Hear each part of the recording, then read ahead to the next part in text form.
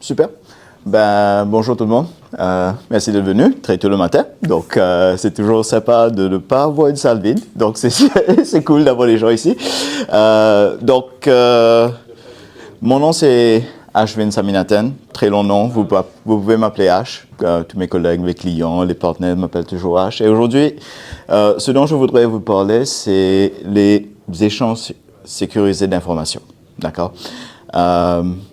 C'est quelque chose que tout le monde fait, tous les jours. On doit échanger des informations et on ne pense pas nécessairement comment sécuriser cet échange d'informations. Et aujourd'hui, on va parler un peu des défis et des exigences, surtout dans un contexte européen, lorsqu'il s'agit d'échanger des informations avec des personnes tierces. Je vais juste vous demander de m'excuser. Quelquefois, je peux perdre un peu mon français. Comme vous m'entendez, je ne suis pas français natif, donc je parle assez bien français, mais quelquefois, j'oublie des mots et je passe en anglais. Donc, mes excuses pour ça. Donc, commençons. Pourquoi a-t-on besoin d'un système sécurisé pour échanger les informations? Ben, une raison très simple. Les employés de n'importe quelle boîte, ils créent beaucoup d'informations, tous les jours. Ça fait partie de leur boulot. Ils vont créer des informations. Très souvent, ces informations-là, elles sont créées dans des systèmes spécialisés. Par exemple, un système de relations clients, ressources humaines, etc., etc. Mais beaucoup plus souvent que ça, on crée des informations sur des fichiers. On crée des formats doc, des Excel, des Word, etc., etc., etc. Et statistiquement, on se rend compte que 95% du temps, les informations qu'on crée dans des fichiers, ils ont de la valeur lorsqu'on commence à les partager. Donc là, on peut les envoyer à d'autres personnes, à des collègues, à des personnes tierces, à des contracteurs, à des sous-contracteurs, etc., etc. Et c'est un peu ça, la valeur de l'information, c'est lorsqu'on la partage, lorsqu'on la transfère, lorsqu'on l'échange avec d'autres personnes. Donc, quelques exemples. Très souvent, lorsqu'on parle à des clients, ils nous disent « Ouais, mais au fait, je transfère des informations, mais ce n'est pas nécessairement des informations sensibles. C'est des fichiers Word, c'est des fichiers Excel, etc. » Mais en allant un peu plus loin, on se rend compte qu'au fait, on transfère toujours, on échange beaucoup d'informations qui sont assez sensibles. Par exemple, vous travaillez avec vos fournisseurs, vous allez passer une commande, il y a des spécifications sur ce que vous avez et c'est généralement des informations sensibles. Banque et assurance, pareil, votre numéro de compte, votre numéro de sécurité sociale, etc., etc., etc. Donc, c'est des informations que vous ne voulez pas nécessairement qu'ils soient divulguées en dehors des personnes qui devraient les recevoir. Et on peut continuer. On a des clients, des partenaires d'affaires. Si vous êtes dans une boîte et que vous recrutez des gens, ben, il y a des candidats qui vont vous envoyer vers leur curriculum vitae, leur résumé, qui ont des informations personnellement identifiables, donc qui c'est assez sensible. Et ça continue comme ça. Donc, si vous regardez vous-même dans votre jour au quotidien, combien de fois vous avez à transférer les informations? Combien de fois vous devez envoyer un fichier Excel, envoyer des emails, envoyer des documents à des personnes tierces, que ce soit dans votre propre organisation ou dans des organisations externes. D'accord? Donc, c'est quoi les risques qu'on a lorsque les informations sont transférées dans un mode pas nécessairement sécurisé? Ben, premièrement, on peut avoir des fuites de données. C'est bien connu, la plupart du temps, ben, vous avez des fuites, il y a des informations qui se retrouvent sur le dark web, et là, vous vous trouvez dans une position à risque où vos informations sont sorties. Autre chose qui peut se passer aussi, c'est que quelquefois, l'information que j'envoie à quelqu'un d'autre, elle a été modifiée par une personne tierce. Et là, la personne qui a reçu les informations que je les ai envoyées, ben, il n'a pas nécessairement de l'information authentique que je les ai envoyées. Donc ça, c'est aussi un risque qu'on a. Et on a des problèmes de rétention. Donc là, on regarde sur le contexte européen avec la RGPD, que ça s'appelle. Vous avez des règles très strictes sur les informations et combien de temps elles doivent être gardées. D'accord? Donc ça peut être potentiellement des problèmes. Et ces risques-là, bien sûr, ils ont des conséquences. Donc, fuite de données, très souvent, perte de réputation. Si vous avez des données confidentielles qui sortent de votre organisation, qui ne sont pas supposés être disponibles aux personnes tierces et que quelqu'un intercepte ces données-là, ben, ça peut avoir un effet sur la réputation de votre compagnie. Perte financière, de plusieurs façons. Vous avez la possibilité, par exemple, ben, si vous envoyez une commande, la commande a été modifiée pendant qu'elle était en transit, peut-être qu'on va se faire facturer quelque chose de plus, d'accord? Ou quelquefois, ben, l'information n'est jamais arrivée. C'est aussi possible. Donc, par exemple, si j'envoie une facture qui n'est jamais arrivée, ben, j'ai un problème. Je n'arrive pas à récupérer l'argent. Et ingénierie sociale, j'ai essayé de traduire ça directement de l'anglais, donc je ne suis pas sûr si ça passe en français, social engineering, ingénierie sociale, mais c'est en relation avec la fuite d'informations. Donc, lorsque un attaquant, il a vos informations personnelles, ça devient beaucoup plus simple pour lui ou pour elle de se faire passer pour vous. Donc, si j'ai votre numéro de sécurité sociale, de carte d'identité nationale, votre nom, votre date de naissance, etc., facile de se faire passer pour vous. Et d'ailleurs, on le voit tous les jours, hein, les arnaques à la banque, à l'assurance, etc. Et le dernier point, très en relation avec le contexte européen, ben, si vous avez des fuites de données et que des données personnelles des gens se font fuiter, ben, vous allez avoir des amendes. C'est tout simple, parce que vous n'avez pas obéi à la loi, généralement c'est les RGPD. Donc,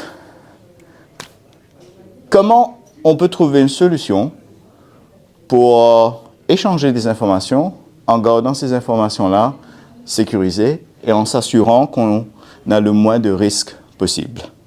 Donc, on en a pensé beaucoup. Il y a beaucoup de méthodes pour échanger des informations. Et allons dire que si on avait une solution idéale, vraiment idéal pour mettre en place, pour que les gens, les employés, les individus puissent échanger des informations d'une manière sécurisée. Premièrement, l'utilisation de cet outil devrait être intuitive. Qu'est-ce que je veux dire par intuitive? Généralement parlant, lorsqu'on regarde les entreprises, vous n'avez pas nécessairement des gens qui sont, comme on dit, IT literate. Ce ne sont pas des experts informatiques. Eux, ils sont là pour faire leur taf. Et c'est ça qu'ils doivent faire. On doit essayer de rendre cet outil qu'on va mettre à disposition le plus simple possible pour eux. C'est vraiment quelque chose qu'ils n'ont même pas besoin d'apprendre à utiliser. Ils peuvent l'utiliser directement parce que l'utilisation est intuitive. Une utilisation ad hoc. Qu'est-ce que je veux dire par utilisation ad hoc? C'est que pour utiliser cet outil de transfert d'informations, dans l'idéal, je ne devrais pas avoir à m'enregistrer dessus. Je ne devrais pas avoir à créer de compte sur cet outil-là. Je devrais pouvoir l'utiliser quand j'en ai besoin, et juste quand j'en ai besoin. Lorsque j'en ai pas besoin, je peux l'oublier. Donc ça revient à chaque fois. Adapté à tout contenu. Ça, c'est assez important, et on va rentrer un peu plus dans les détails plus tard. Les informations que je vais transférer, que je vais échanger avec des personnes tierces, c'est pas nécessairement tous du même type. Ça peut être des fichiers doc, ça peut être des Excel, ça peut être des bases de données, des fichiers CSV, etc., etc., etc. Je voudrais avoir un outil qui me permet de transférer les informations, quel que soit le type d'information qu'il soit. Et bien sûr, mesures de sécurité pour s'assurer que c'est juste les personnes qui sont supposées avoir accès à ces informations-là qui y ont accès. D'accord? Et quelquefois, dans le monde de l'entreprise, je me dis souvent que j'ai des informations que je pourrais mettre à disposition des personnes tierces, mais comme une entreprise, peut-être qu'il y a des informations que je ne voudrais pas quitter l'entreprise. Donc, comment est-ce que je vais pouvoir m'assurer, avec un système de transfert d'informations, que tout ce qui quitte mon entreprise a été, on va dire, filtré. D'accord? Donc ça, c'est quelque chose qu'on voudrait avoir sur la solution idéale. Contrôle sur le contenu. Et ensuite, vu que c'est des informations et qu'ils sont transférés en interne, en externe, etc., on voudrait pouvoir faire des audits dessus pour voir exactement qui a envoyé quoi et quand. D'accord? Donc ça, c'est, de notre point de vue, ce qui serait la solution idéale. Et la conséquence d'avoir une solution qui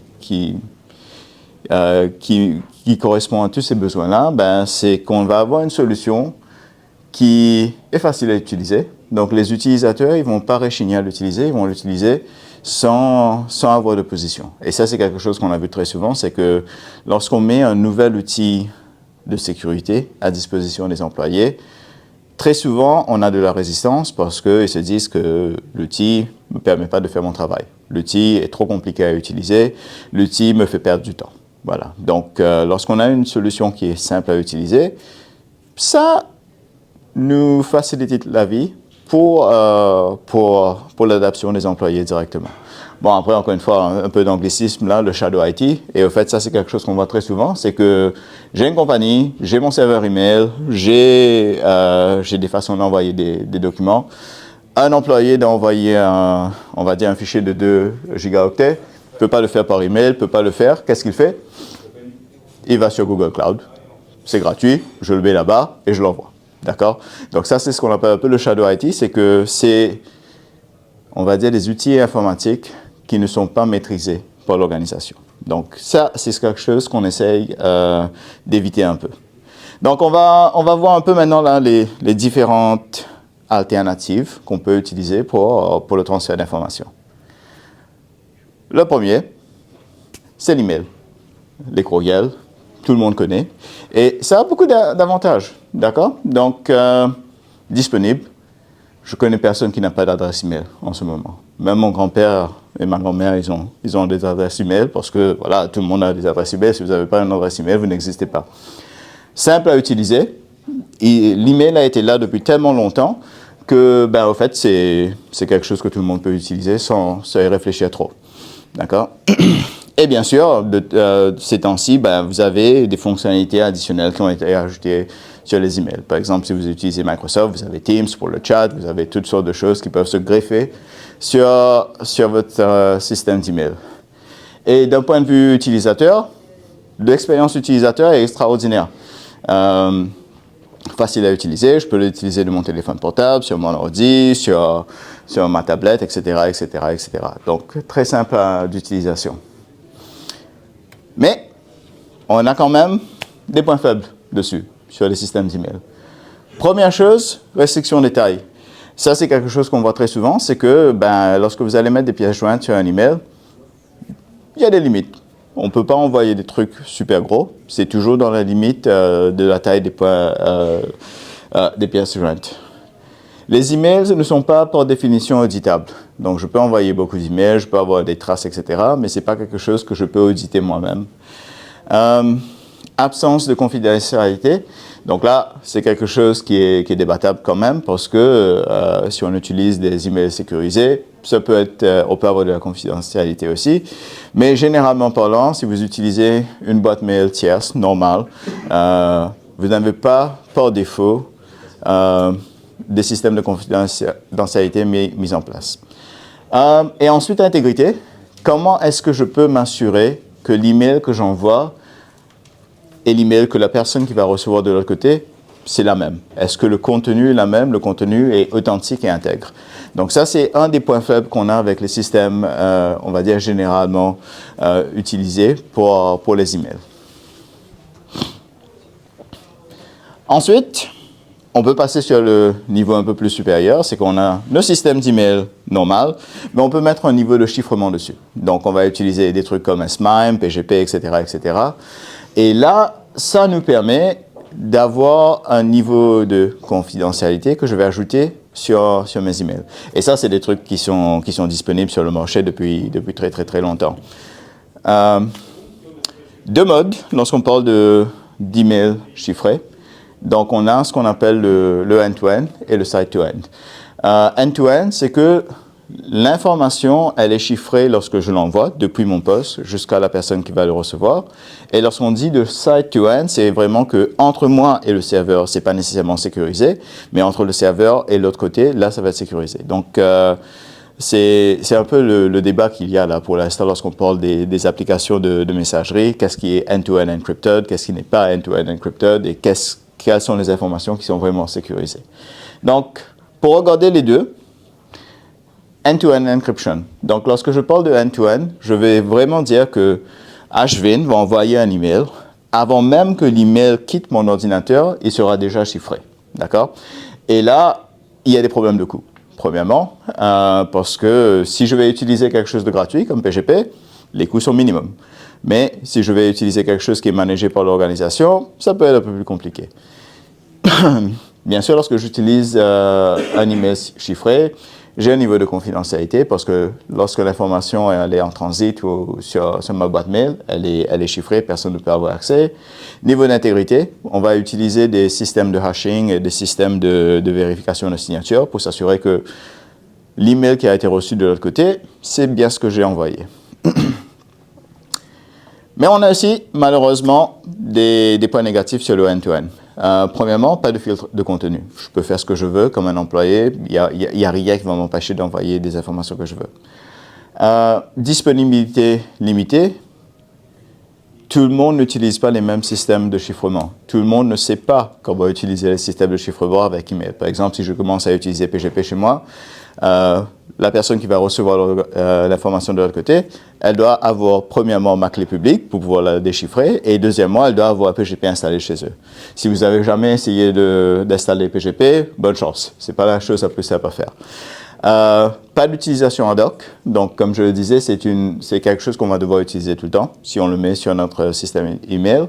Pas de DIP et bien sûr, pas de confirmation de réception. Là, il y a des gens qui vont me dire, ouais, mais je peux toujours dire que je vais mettre des send receipts sur Exchange. Donc, lorsque l'email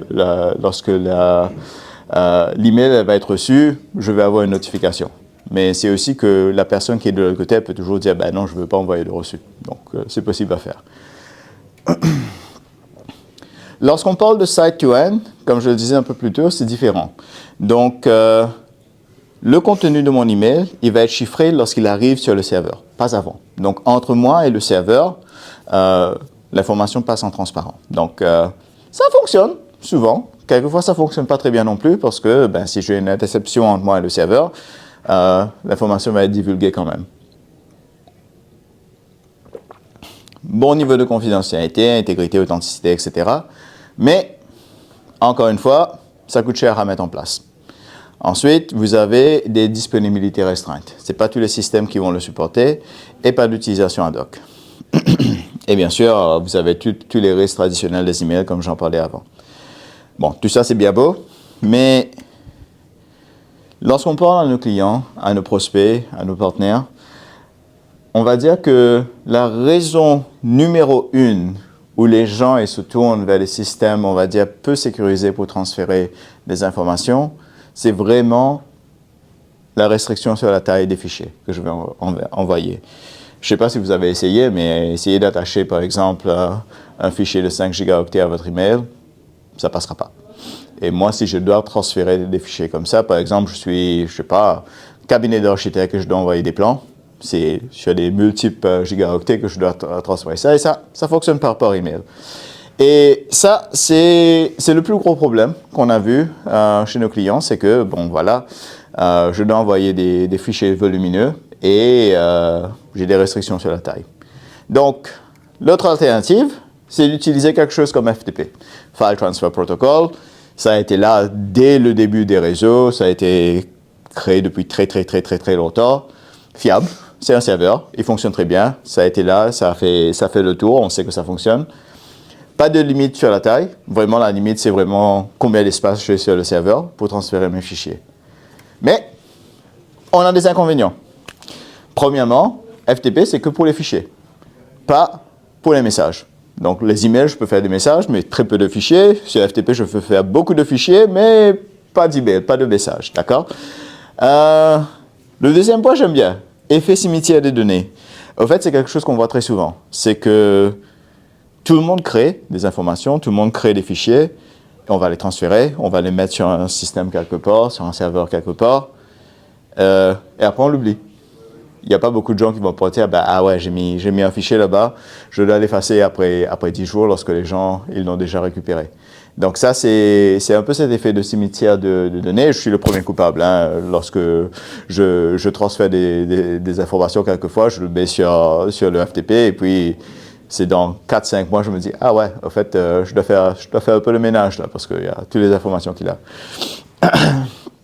Et bien sûr, pour accéder à un site FTP ou un serveur FTP, vous avez besoin de créer des comptes. D'accord? Donc, c'est quelque chose qui peut être un peu plus dur pour les utilisateurs finaux lorsqu'ils doivent l'utiliser. C'est qu'ils doivent faire leur authentification, faire du login, etc., etc., etc.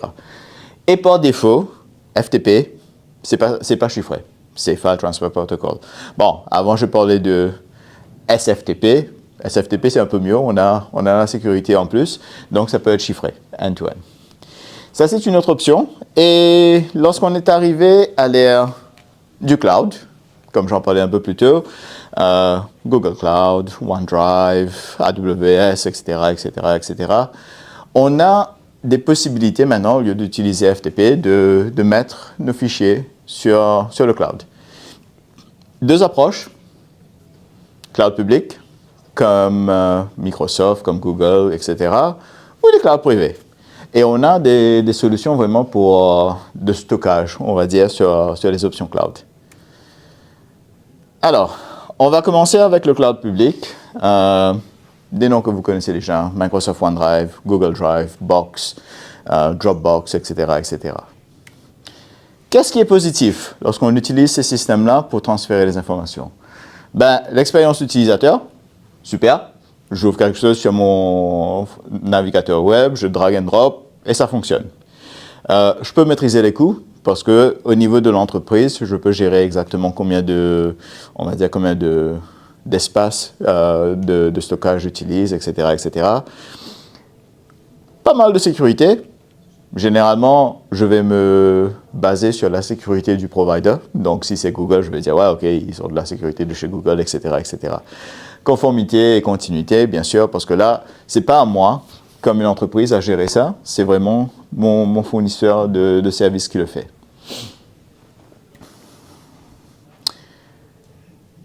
Mais les effets négatifs aussi. Lorsque j'utilise un cloud public, je ne sais pas où sont mes fichiers. Ils peuvent être en Europe, peuvent être en France, peuvent être à Singapour, je ne sais pas. Bon, bien sûr, là, vous allez me dire, ouais, OK, ben, si je prends du cloud souverain, oui, possible. Mais c'est toujours géré par une personne tierce, par une organisation tierce qui est très souvent dans un autre pays. Difficile à auditer, oui. Pourquoi? Parce que ben, tout le monde a accès.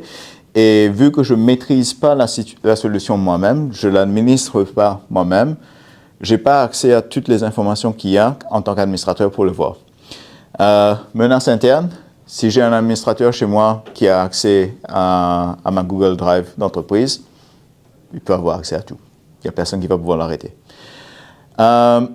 Personnalisation limitée. Qu'est-ce que je veux dire pour ça? C'est que si vous avez utilisé Google Drive ou OneDrive ou quelque chose comme ça, vous allez voir que l'interface, elle est toujours pareille. Je ne peux pas la changer nécessairement. C'est ce que me donne le fournisseur et je l'utilise. Voilà. Et bien sûr, ce n'est pas adapté au message. Donc, pour les fichiers, ça fonctionne assez bien, mais pour les messages, pas nécessairement. On peut aussi parler de cloud privé. Je ne sais pas si vous connaissez les noms, mais vous avez des services comme Nextcloud, OnCloud, Citrix, ServiceFile, etc., qui vous permettent vraiment de créer votre propre solution de stockage cloud dans votre propre environnement ou sur un data center que vous maîtrisez. Les points positifs, bien sûr, l'expérience utilisateur, très standard, facile à utiliser, sécurité un peu plus personnalisée, conformité à contrôle des accès et contrôle des données, bien sûr, parce que là, je maîtrise la solution en complet. Donc, la solution, elle est chez moi, sur mes serveurs, j'ai toute la possibilité dessus. Mais on a aussi des négatifs. Donc, premièrement, c'est la maîtrise des coûts. Pour mettre en place une solution comme ça, je dois acheter des serveurs, je dois acheter du stockage, etc., etc., etc. Et encore une fois, pas adapté aux messages. Donc, pour les fichiers, ça fonctionne bien, mais pas pour les messages. Donc, on a vu un peu les différentes alternatives qui sont disponibles sur le marché ces temps-ci. Si je veux transférer des informations à des personnes tierces ou récupérer des informations des personnes tierces, ce qui est disponible sur le marché. Chez PointShop, on a pris une approche un peu différente. Donc, on a créé une solution et on a essayé de la rendre, on va dire, la plus proche possible de la solution idéale qu'on avait envisagée au début. Et comment ça fonctionne? Ben, tout simplement, on a un produit qui s'appelle CryptShare. Donc, qu'est-ce que CryptShare? CryptShare, c'est un serveur de transfert sécurisé de l'information que vous pouvez installer soit chez vous, dans votre propre data center, dans votre salle blanche, ou vous pouvez l'installer sur un service cloud. C'est à vous de voir. Elle est totalement flexible dans le déploiement. On a aussi pris le choix que sur notre service, ça va être du end-to-end encryption. Donc, dès le moment où le fichier il va quitter mon ordinateur, il va quitter mon client, il sera chiffré jusqu'à la réception de l'autre côté. Et bien sûr, on a renforcé les niveaux de sécurité sur la solution. Donc, chiffrement sur le serveur et aussi en transit. Comme je le disais, dès que ça quitte mon ordi, dès que ça quitte mon téléphone, si c'est un téléphone que j'utilise, les données sont chiffrées directement sur le serveur, ils sont conservés de façon chiffrée et ça va être déchiffré juste lorsque le destinataire il va le télécharger. Clé unique pour chaque transfert, ça c'est assez intéressant. Si j'utilise une solution SFTP par exemple, la clé elle est partagée sur tous les utilisateurs. Lorsque je vais rentrer sur SFTP, ça va être la même. Nous on a pris une approche différente, on s'est dit que pour chaque transfert, je veux utiliser une clé de chiffrement différente. Donc, chaque transfert que je vais faire, et ça c'est transparent pour l'utilisateur, hein, il voit rien. Lui, l'utilisateur va juste mettre son fichier, va mettre son message et puis ça. Mais alors hier, on a pris la décision de créer des clés de chiffrement spécifiques pour chaque transfert. Donc, même si j'ai une compromission sur un des transferts, le reste de mes transferts n'est pas compromis parce que les clés sont différentes. Détection d'attaque. Donc, par exemple, si quelqu'un essaie de faire du brute force sur mon serveur, le serveur va l'arrêter directement après un nombre incorrect de...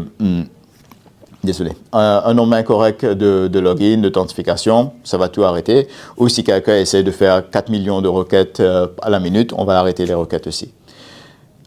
Limite des temps de rétention. Donc, je parlais un peu plus tôt des effets cimetière de données. Sur notre solution, on s'est dit que non, on va changer ça. Au fait, on va mettre en place un système que un administrateur au niveau de l'organisation, il peut déjà décider en amont combien de temps le serveur il va conserver ces informations-là. Et on va détruire les informations automatiquement après ce nombre de temps. Donc, par exemple, si je dois envoyer, je sais pas, une demande de prêt à la banque, ça va être valide pour 5 jours. Et puis, l'information va être détruite directement sur le serveur. Paramétrable, bien sûr. Auditable. Vu qu'on a la maîtrise sur tout le transfert, on a la possibilité d'avoir des chemins d'audit qui vont être conservés à l'abri sur un serveur ou sur quelque chose d'autre que je peux revoir à la fin. Donc, si jamais j'ai une fuite aussi, je peux trouver exactement d'où provient la fuite. Donc, ça, c'est assez intéressant. Et bien sûr, le serveur est propre. Donc, vous avez votre propre instance, que ce soit sur votre data center ou sur le cloud, c'est à vous de voir. Personnalisable. Donc, on parlait d'utilisation intuitive. Généralement, on a vu que les employés, les utilisateurs, ils aiment bien lorsque les trucs, ça se ressemble, un environnement qu'ils connaissent bien. Donc, on peut changer les logos, les couleurs, fond d'écran, etc., etc. On peut mettre des polices de contrôle, quel type de contenu je peux envoyer. Je peux même me connecter, par exemple, sur les solutions de DLP pour voir que si les informations ont été classifiées d'une certaine façon, ils ne peuvent pas quitter l'organisation. Serveur mail propre. Et bien sûr, on peut avoir des sites URL personnalisables que je peux chercher moi-même. Donc, continuons dessus. On a essayé de rendre l'expérience utilisateur le plus adaptée. Donc, à la différence de comptes cloud ou de comptes SFTP, FTP, etc., sur notre solution, vous n'avez pas besoin de créer des comptes utilisateurs. C'est un serveur qui est mis à disposition. On peut le relier avec votre email. Mais les utilisateurs vont l'utiliser en mode ad hoc. Il est là, le serveur est là, le service est là. Lorsqu'ils en ont besoin, ils peuvent se connecter. Et lorsqu'ils n'ont pas besoin, ben, ils le laissent. Ils n'ont même pas besoin de créer le compte dessus.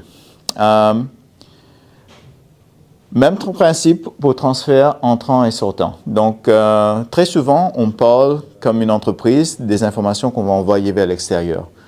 Mais Le contraire est aussi quelque chose qu'on doit se garder en tête. Par exemple, si je veux recevoir des informations de personnes tierces, comment est-ce que je peux m'assurer que les informations qui vont être transmises vers moi vont suivre les mêmes principes de sécurité? Et c'est ce qu'on a mis en place sur la solution CryptShare pour s'assurer que, quelle que soit la direction du transfert d'informations, les mêmes principes de sécurité sont appliqués. Et grosse différence encore en comparaison avec les autres systèmes, on va dire, de transfert d'informations, c'est que sur la solution CryptShare, j'ai la possibilité de chiffrer et de sécuriser les transferts de fichiers, mais aussi les messages. Même les messages qui vont transiter sur le système, ils peuvent être chiffrés end-to-end. Voilà.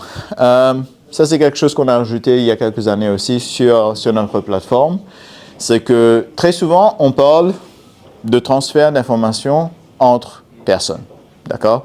Donc, un utilisateur qui va transférer des informations à une autre personne. Mais ça peut aussi arriver qu'on ait besoin de transférer des fichiers de manière sécurisée entre une application à une autre application qui est chez une personne externe.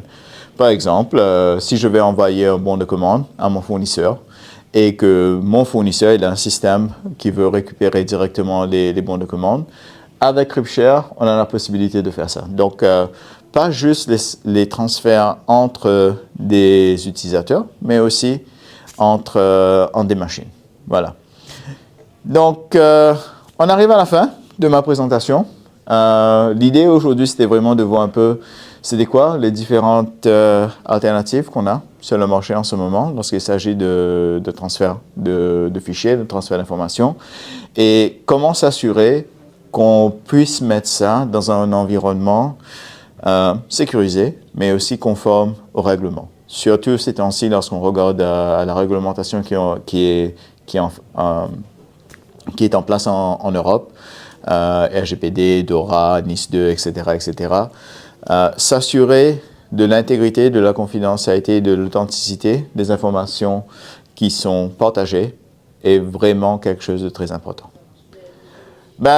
Merci beaucoup de votre temps, d'avoir pris le temps de m'écouter aujourd'hui. Avez-vous des questions? Est-ce que ça a été clair? J'ai été trop technique? Je suis parlé trop? Quel que soit le feedback, je suis preneur. Bon, si je n'ai pas de questions, on va dire que j'ai été super clair ou vous avez rien compris de ce que j'ai dit. Donc, j'espère que c'est le premier cas. Bon, ça, c'est une des solutions de PointShop. On a aussi pas mal d'autres solutions au niveau de l'IAM, etc.